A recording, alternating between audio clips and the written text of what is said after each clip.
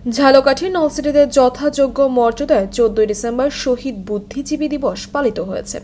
নলছিটি উপজেলা প্রশাসনের উদ্যোগে সকাল 9টায় উপজেলার ফেরিঘাট এলাকায় 1971-এর বধ্যভূমিতে পুষ্পস্তবক অপূর্ণ করেন। সকাল 9টায় উপজেলা প্রশাসন, নলছিটি থানা, নলছিটি পৌরসভা এবং উপজেলা মুক্তিযোদ্ধা কমান্ডারের পক্ষ থেকে বধ্যভূমিতে পুষ্পস্তবক অপূর্ণ করা হয়।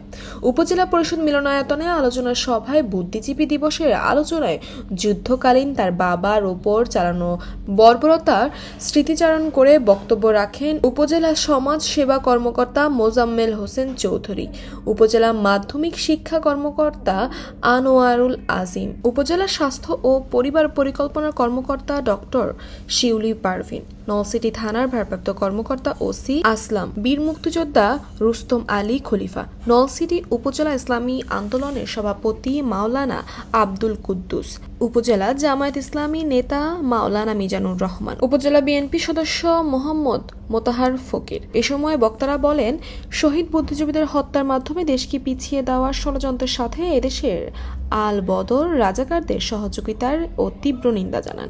নলছিটি উপজেলা নির্বাহী কর্মকর্তা জনাব মোহাম্মদ নজরুল ইসলামের সভাপতিত্বে 1971 সালে 14 ডিসেম্বর শহীদ বুদ্ধিজীবী 2024 সালে ছাত্র জনতার গণ অভ্যুত্থানে শহীদদের রুহের মাগফিরাত কামনার দোয়ার মাধ্যমে অনুষ্ঠান সম্পন্ন করা হয়।